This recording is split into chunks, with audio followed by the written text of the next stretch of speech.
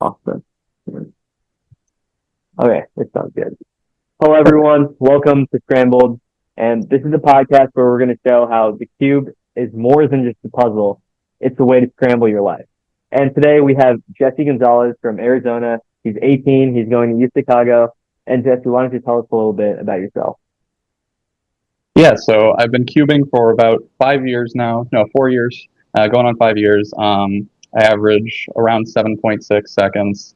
Have PR average like 7.4. Go to a lot of Arizona cubing competitions, and been competing for a couple years now. Yeah, very Yeah. love solving. Very fun hobby. I don't know, just chill. But yeah. Yeah. So we'll start off with our classic icebreaker. What's your favorite 3x3 algorithm? I think overall, I actually don't know the name of it because it's an OLL, but it's this Oh, LOLL. okay. Okay. Yeah. Yeah. Yeah. Yeah. Yeah. I like Um, that one too. Yeah. Besides that, I really like RB perm Wait. also. Show me the algorithm you use for that OL. I want to see if we use the Yeah. same one. So I do the Yeah. wide move algorithm. Okay. Yeah. I Yeah. learned that from JPerm. Yeah. Yeah. I use Same. that Yeah. one too. That's a nice algorithm. That's good. Yeah. Yeah. I know you like RB Perm. You said. Yeah. RB perm, not because it's like particularly amazing, but I like grinded it a lot back like when I first learned PLL, and I like Oh, never that's messed good. up on it anymore for some reason. It's like the Wow, only that's good. alg I like. It's like very consistent for me. Like if I get it, I know okay, That's this good. is gonna be fine. Yeah. So Yeah. I think drilling alg for PLL is definitely like a good way to fix stuff, especially if you're messing up. Like for me, end perms used to be a big problem, but once I started drilling them, they started getting a yeah, little better. Yeah. yeah. So for our first question, how did you get into cubing and what made you keep going? I guess.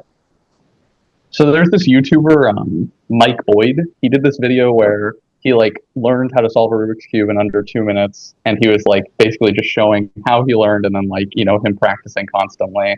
And I watched that video because I had watched some other videos where he tried to like learn random things. And after I watched the video, there was this Wired how to solve a Rubik's cube tutorial, and I saw that in my recommended, and I had a cube somewhere, so I like dug out the cube and then I just like sat down and solved it using the tutorial.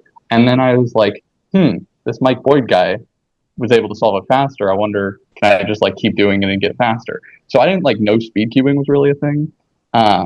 I had like heard loosely about it, but then I was like, okay, let me just see. So I just pulled out like the iPhone like timer app, or like the clock app and like the timer that built Yeah. inbuilt like the stopwatch. So I was just like Yeah. clicking the stopwatch a lot, and so I did that like I was just doing that for like a week. And I think within a week I was like just like naturally getting like around a minute solved. So I was like, this is kind of fun. Um, and then I found like some other YouTube videos because I would like watch a lot of YouTube. So I was finding some other like tutorial videos. I stumbled on like JPerm, and then once I like found JPerm videos, I was like off to the races because there's like Oh, so much to learn.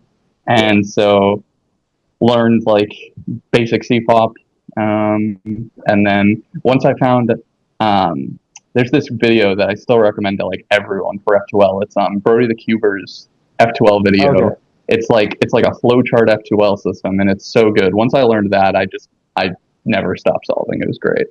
That's good. Yeah. Yeah. Do you know any ZBLL algorithm? You ever tried I those? I don't know. I know two ZBLL algorithms, Okay. and they're the ones that are just the Y perm one. I know a Okay. couple other ones, but I don't know the recognition for them Yeah. because I never learned COLL, so I don't know how to do like any Oh, camera okay. recognition like Yeah. properly. So Yeah. I'm a very, very basic solver. I just have because I solved so much and I just naturally Yeah. got lucky in being good at look ahead. Yeah. I am able to be as fast as I am, but I do not know enough. Um, Oh, yeah. I know like I know my All right, so we're back. We had a minor problem with Zoom, but we're going to move on to the next question. And for that, are you part of any cubing communities, online, in person, and how have they shaped you? yeah. So I'm definitely a pretty active member in like the Arizona cubing community. I've been to mostly every Arizona comp for the past like 3 years. There's some good people, a lot of great cubers. There's actually we have like this group of pretty fast cubers. One of them being Jeremy Balumba. He went to Worlds this year. He actually was Oh, 20th and so in three oh by wow. three. Oh, So he's very good. what He's what definitely average did he get? I believe he ended up with like a 6.3 or 6.4 average in third Well, round. So he was very close to making yeah, finals. I I was believe he watching was the second and I think or some yeah, I was watching a few of the rounds, yeah. but He was 13th in one of the rounds, so he was very wow, close. Yeah. that's crazy. Yeah. He's a Whoa. fantastic cuber. It's been so Yeah. cool to see, you know, as part Yeah. of our little small group, he's been improving for the past like 3 years. He used to average around 8 when I met him, and then he's Yeah. been just he learned like a ton of ZBLL. He learned a ton of pseudo slotting ideas. He's like a fantastic F2L solver, and then Amazing. he's got like a ton of great knowledge, and you can ask him about a lot of things, and he'll know it off the top of his head. So he's a great solver, and we have Dan Tran, who's like a Arizona cubing legend, who Okay. he's basically been, he dominated all of Arizona comps before COVID. Wow. He's great at like everything. He's a great all rounder. Um, yeah, it's so we've got a couple really great people. Nathan Miles, who moved out for college, but he's a great one-handed solver. Just a lot of great people. So, and then the people who might not be as like fast Right. are also really great, just people. Yeah, We for have some sure. great organizers, and then just a ton of fun people to be around. So the Arizona Yeah. cubing community has definitely grown a lot, and it's great. Are you looking to be a delegate maybe in the future, or is that something you've considered? I definitely do that. I think I'd do that probably post college, Okay. Yeah, just that like makes for sense. fun. Yeah. Once I like Yeah. figure out where I'm going to be settled for a while. But I Yeah. think, we have some really great right now. A lot of our delegates are college students who are at like either U of A. Most of them are at U of A. Some of them are actually at so University of Arizona, and then some of them are at another school we have. That I'm forgetting the name of right now. It's in the north. It's a smaller private Oh, school. It's for like aeronautics, but wow. it's great. But yeah, Yeah. And kind of building off of that question, were there any cubers that inspired you or mentored you early on and kept you or gave you tips to improve or just played a big role in your cubing journey in general? I'd say I was really big on like YouTube cubers. So like Okay. obviously Yeah. J Perm, like a lot of people, but also someone who I don't hear get talked about a lot is Brody the Cuber. Like I said, Oh his yeah. I F2L remember. videos. Yeah, his F2L video is probably the best way to learn F2L still to this day. And Yeah. there's so many great YouTube cubers, but then also like once I got into the Arizona cubing community, just like seeing Dan Tran, I started looking into when I started looking into competitions, I was looking at Arizona results, and you'd see Dan Tran's name everywhere on like he would win like every event, like Crazy. every competition. So it was crazy to see like Yeah. someone be that dominant for a while. So like just seeing stuff like that and just following along with cubers that I would meet, and then cubers like online is really cool. But yeah, Yeah. And kind of building off of that question where you had cubers that mentored you early, is there any kind of practice routine that was instilled in you or any practice like drills that you use right now to kind of improve, especially in 3x3, considering you're pretty highly ranked in the world? actually, like no, not really. That's one of my like biggest weaknesses is I'm really like impatient when it comes to practice. So I end up just Yeah. doing a lot of solves. I Yeah. like right now I have like a CS I think timer so. session that's like 10,000 salts right now. Wow. What's the mean? I'm And that's been curious. in like the past. It actually has no name. It's been Or no, no, basically just what's the mean? Like the average, I guess. Or oh like the the mean. session. I heard I'm the just name. curious. Yeah. Right now, I believe the mean on the 10,000 solve one is 7.95, 7 point. It's Okay. like very high seven because I try Yeah. not to cut out like warm-up solves because I want to see Yeah. like Yeah. what That's good, happens. honestly. Yeah. So what I happens is struggle with usually that. yeah.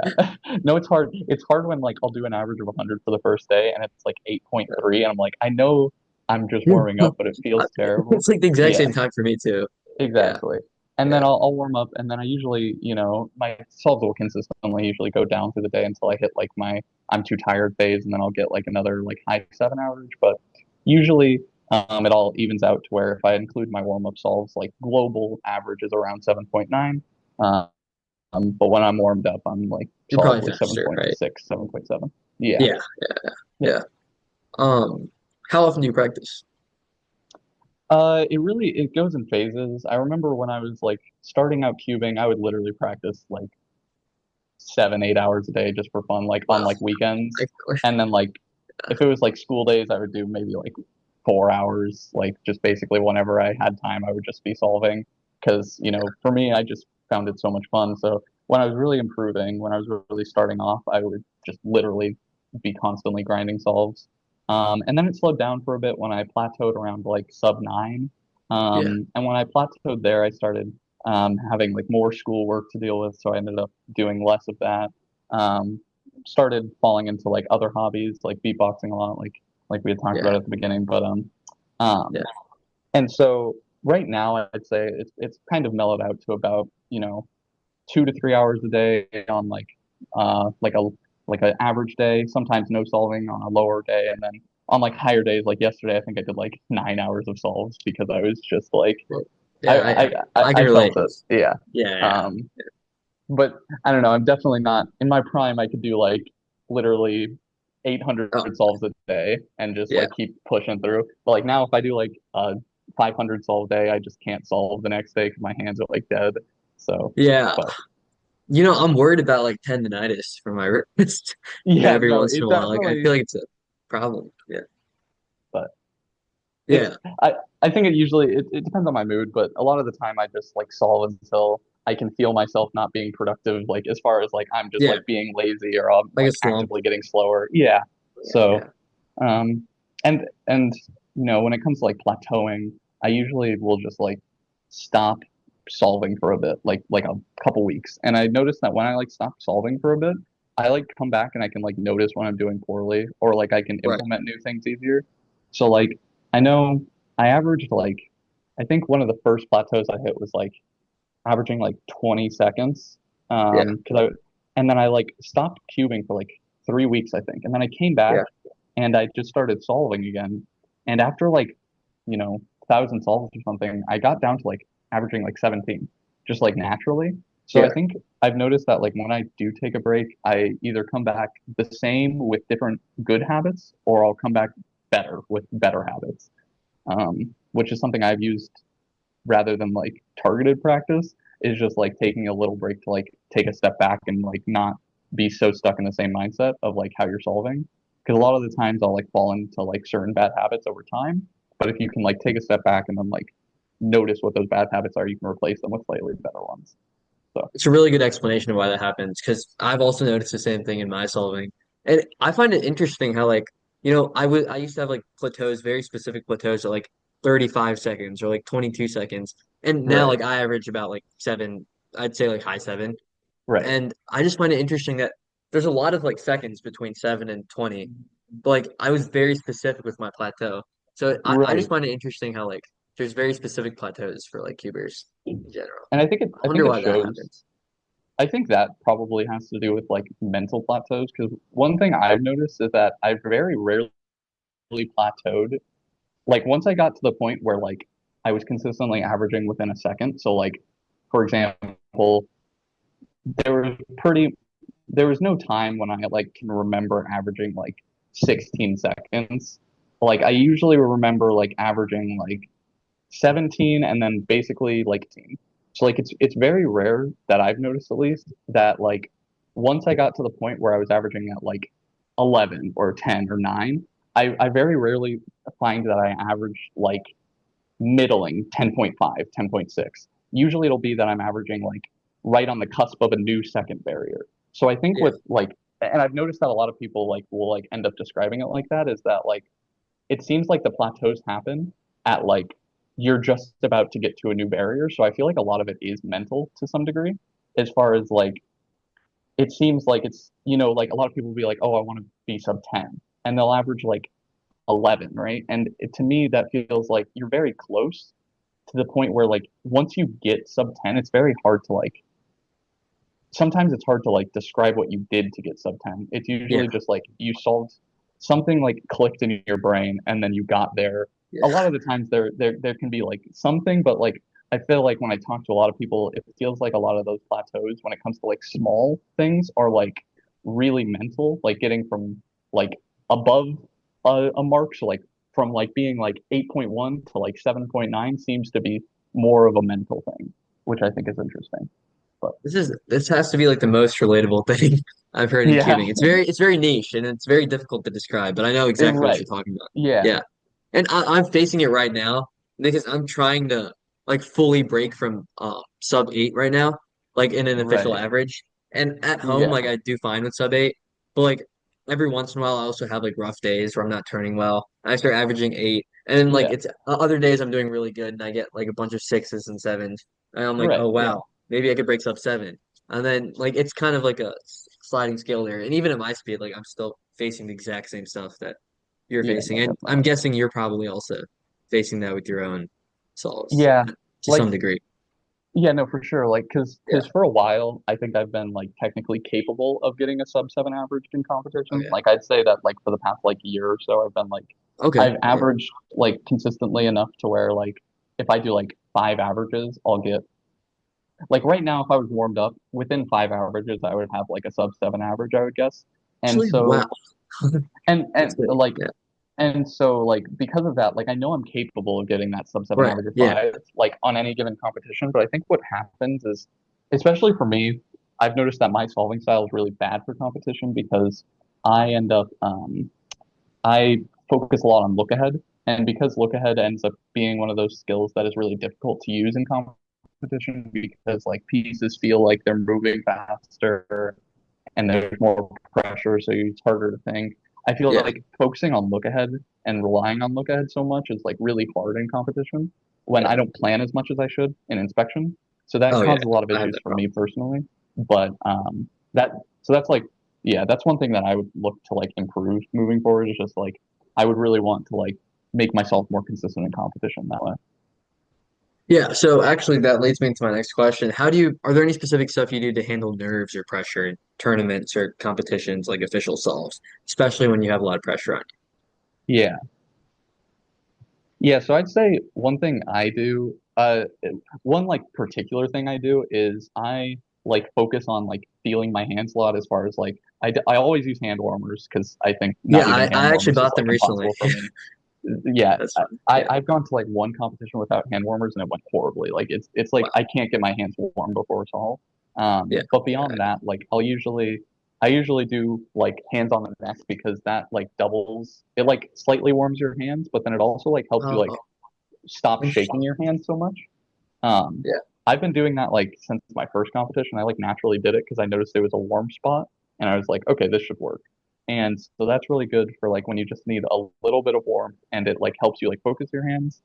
Yeah. Um, Another thing that I do is like I try not to like I've noticed that in my experience in competitions, I've been like too focused on ignoring what's around me when like that makes me I think more nervous. So I'll be like so focused on what I'm doing that I try to tune out like all the people around me.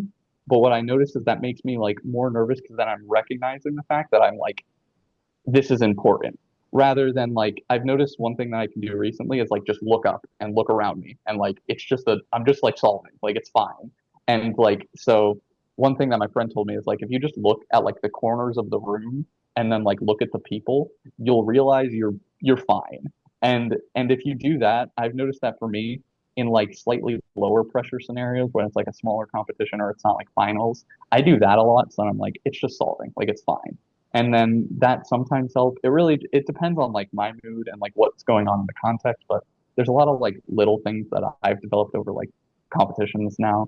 But I think for sure something that I do every time is that hands thing, and then just like doing a little bit of warm up with a different cube and just taking as much time as you can to just like really feel what you need to and then get it going.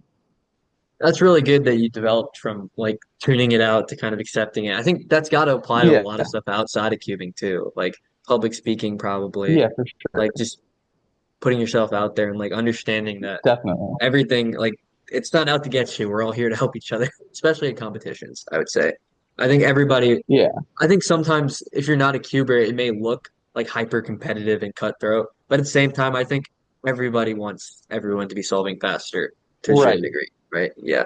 Especially when you have those people around you. Like I've never like be like, because like we all kind of shuffle my group that I'm in and like Arizona Cuban community. Well, we all kind of shuffle who places what in a given round or who's getting Yeah. what good average in a given round. But it's never like, oh man, like mean, like I hate that he beat me. It's usually No, yeah. like, oh, great average, like or like, Yeah, yeah. oh, that was great, or like, That's ah, good. you got me that time, stuff Yeah. like that, and just like, It's oh, I'll get you supportive, next right? time. Yeah, it's like Yeah. rivalry Yeah. rather than like cutthroat competition, like you're Yeah. saying, And and so I think one of the most beautiful things about cubing competitions is the way the competition sparks growth and it gets people to keep going, exactly, even at the for highest sure. level. I mean, Yeah, I do you think we'll see a sub three single this year? I think we will. I wouldn't be surprised. I Yeah. really wouldn't. It's amazing how at the top level everyone's just breaking new records almost. It feels like every week for something new is sure. broken. Yeah.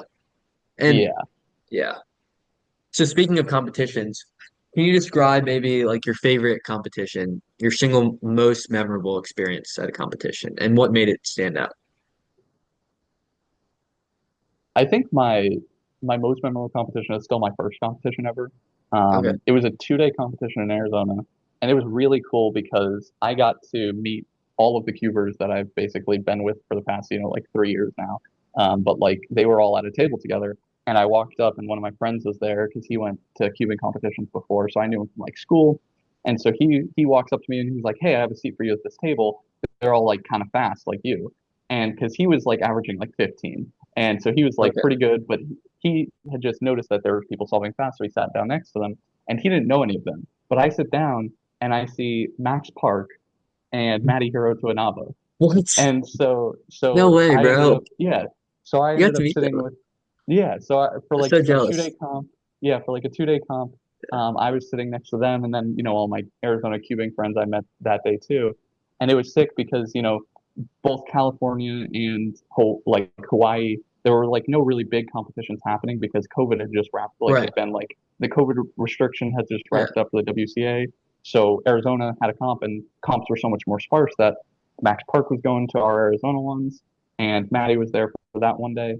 So it was really cool being able to meet everyone. And then it was really awesome because I did my first ever average, and I got like a low eight average. And for a while, I was like, it was like one of the best first timer averages. I think it was in like the top 10 first timer averages for a Yeah. while. Yeah. I remember Um, that statistic. Yeah. yeah. And so it was really cool, just like because I felt like, oh man, I can actually perform pretty well in competition. And just seeing Max Park solve live was crazy because at the time he was like, I think he was either world record holder or world record number two. Wow. And so That's it was just an awesome amazing. competition. But Yeah. yeah. Yeah, I love Matty. I have his custom like GAN cube here, the Oh yeah, Matty yeah, cube. yeah. I actually used to use it, so that's pretty funny. That's I remember that statistic because I remember my first ever solving competition was like an 8.6 or something. I Yeah. remember like seeing my name on like some random statistic, and it put me somewhere in like top 14. I think I was 14th. I was in top 10. 8-second average for first competition is insane. Like Yeah, no, yeah, that's yeah. yeah. You were It, definitely ranked like pretty high on that statistic. I it's remember they had some yeah, fun statistics going on at a certain point. for I sure. think they might have taken them down now, right? But I or I can't don't I know if they're can't still there. remember, but Yeah, I thought it was super funny to like see yeah, no, myself for up there, sure. Because and I you remember, probably had to say, yeah, yeah, no, because I remember I was at like my third competition, and some guy who's like one of the organizers was like, "Oh, I think I saw your name on like the like first timer statistics." I was like, "Really?" And he was like, "Yeah, I think you're like whatever top 10 for average." I was like, "That's so cool."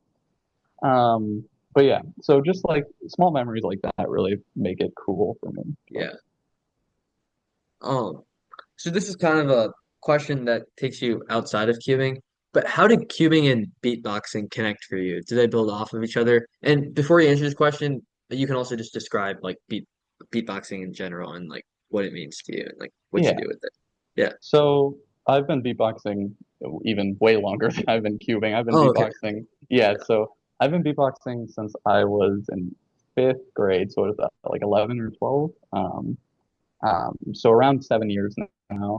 Um, and I started beatboxing just kind of randomly. I saw a couple of videos, and then I just started doing it. For me, it's basically just something you start doing, and if you like it, then you keep going. You learn different sounds, you build different sound palettes, and so basically, there's like this big community that a lot of people don't know about, but like this beatboxing community where there are fantastic beatboxers all around the world. It's a very like international thing. Um, and there's a ton of great people in the community. And so I went to well, beatboxing competitions are called battles because you go head to head against other beatboxers and basically like do think like rap battle style, Yeah, but that's what with I was thinking beatbox. of. Yeah, yeah. Yeah. So that kind of image, but so you basically go around doing that. And so there was one in Arizona 2 years ago, and so I had never been to like any beatboxing social thing like ever. And so I saw it just by happenstance. I saw that they were going to hold one in Arizona, and so I went to that after having been beatboxing for like 6 years, and I got third in the competition, which was really cool. Wow. Yeah. And so there were some out-of-state beatboxers that I had seen online that I got to watch, or that I got to interact with and become friends with, and that was cool. Um, and so, yeah, there's basically you just make sounds and different beats, and there's some really fantastic beatboxers in the world. If you ever like want to like see like reference of like what really amazing beatboxing is, um, currently probably one of the best beatboxers in the world is D-Lo, and Okay. then Codfish is like a very common like very mainstream beatboxer who's very, very great and very big on like Yeah. YouTube. So there's just some really great names. There's so many beatboxers who have really developed this style over a lot of years. And basically, I think for me, they connect in the community aspect because they're both fairly niche hobbies and fairly like close knit communities to where Yeah. like all of the beat like when you go to a competition you kind of just like meet people and then you just hang out with them like it's very Yeah. opening and inviting when you just kind of like talk to whoever's there and you all have like a shared common hobby and you all like want That, to be better and it's great. yeah, I can't even tell if you're talking about cubing or beatboxing. Like I think it applies to Exactly, it's both, like a right? very Yeah, similar yeah, thing. that's Yeah, amazing. it's Yeah. great. uh, Can you give us a quick sample? Or I don't know if you have like yeah, a beat. Okay, yeah, go for it. Yeah. it might not sound great over this mic but That's it's fine. you Yeah, can yeah, do I like know. That's okay. I was curious. um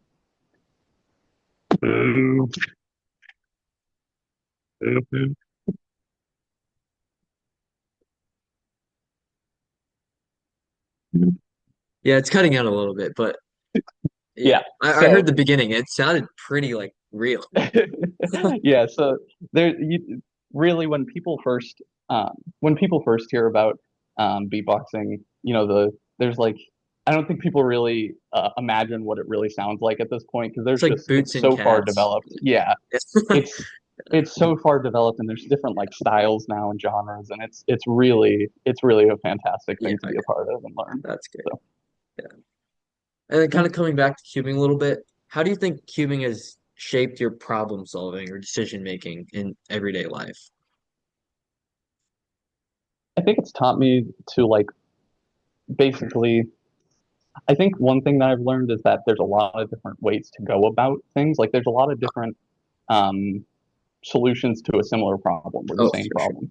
Because like it's especially if you look at like solving style, there's a lot of like variation in like what top solvers like obviously we know the top solvers are doing similar things at this point, but as far Yeah. as like there's still some variation in like how much amount of DVL you're using or how Yeah, I was much thinking that. pseudo slotting you're using. Yeah. Yeah. And or even like how much are you relying on inspection versus how much can you do in look ahead or how much can you do with your last layer versus how much are you focusing on F12. And so I think that there's like it's taught me that, obviously there's never one solution to anything and I think for me it's like it's okay to use whatever works for you, um, but it's also okay for other people to use whatever works for them and so like basically not being so rigid on what a solution is and just like whatever works. And I think to add on to that, like especially when you mentioned like the solutions aspect, I think like the way you solve a single F12 pair that can affect EO or it could be super quick to solve, like I think it kind of shows like there's Right, benefits and drawbacks to everything, but it's kind of up to you to make that right, final trade-offs. decision. Yeah, for sure. If you could go Yeah. back and give your younger cubing self or your general, just younger self, one piece of advice, what would it be? Cubing self would absolutely be Uh, dual neutral from the start because there's oh, like no harm that's a in good one. being dual Yeah, neutral and it's it's it's only beneficial. And at this point, I think I'm too far gone That's because my it would biggest take me regret, so Cube. long to learn yellow now. Yeah, that's funny. Yeah. That's a good answer. I think it's good now. I think it's good now that we know that you don't need to be color neutral, and oftentimes it's more beneficial to be dual neutral, which is Oh yeah, good you because I can be think successful with that for sure. Yeah. yeah.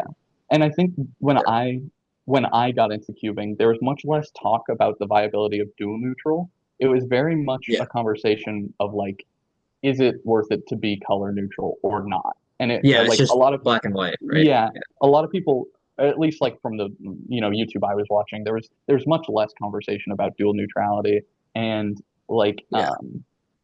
and it almost seemed like as far as like why not just be color neutral? Like is the thinking that I think a lot of people had until we realized, well, dual neutral just means you get the look ahead benefits without the recognition issues. Like Yeah. basically you can have the benefit crosses and better realizing that like as a community was also a great thing. So I think now if I had the information I had going in, or like if I had the information now that I had going in, I would definitely say be dual neutral. It's basically just better. Would you say you're dual right now, or do you just do white only? I only do white, and I think it Okay. would take because at this point I think it would take me a solid 5,000 solves to even get close to my I white will average. say 'Cause I think I dual, average like a solid like 2 seconds slower. okay, on yellow. Yeah. Yeah. Yeah.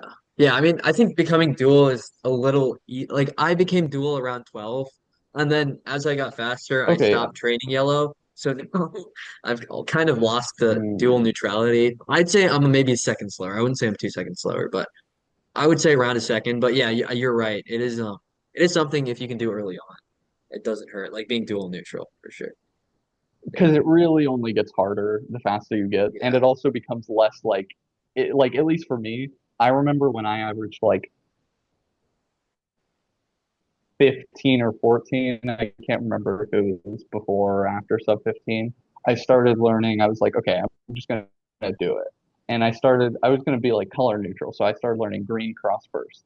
I was like, I'm just Okay. gonna do it, and I did like I think like 5,000 to 6,000 solves on green, and Wow. I am barely like I'm like 9 seconds on green.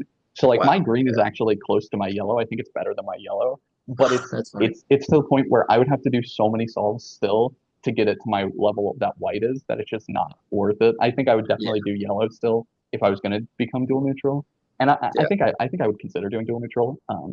It just hasn't been a priority for me at this point, but yeah. Yeah. And what does the future of cubing look like to you as you go off to college and Yeah, so past that?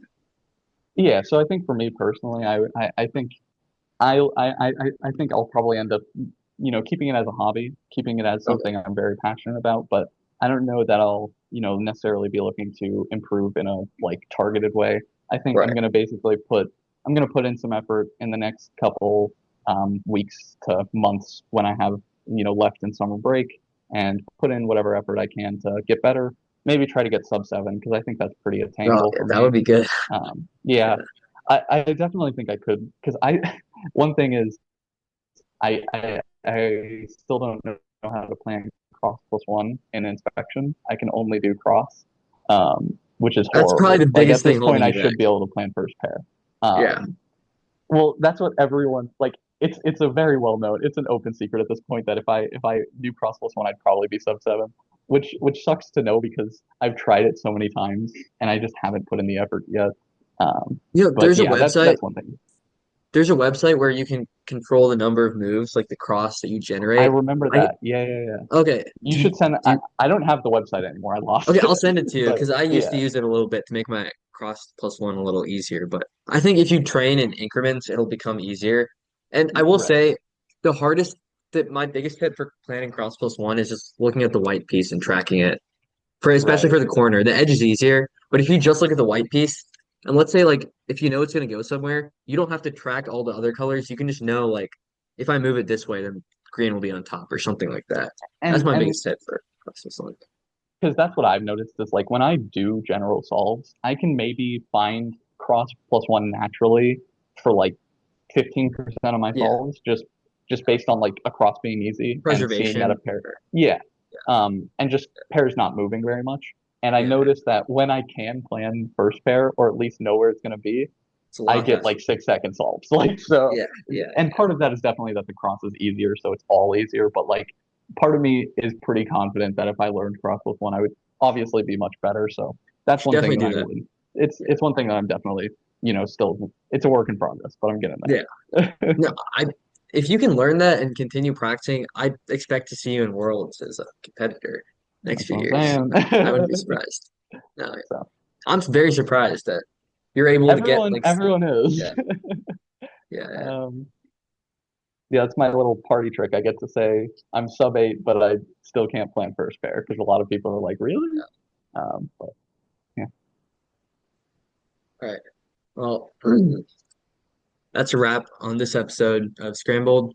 Thank you, Jesse, for coming on and talking not only about cubing, but also the mindset and experiences you've had with it. It was super fun talking to you, and Yeah, I hope to get to know you more over the next few months. Maybe we can do some practice sessions together, yeah, and maybe you good can help hours. me improve too, because I want to get 6 second averages too.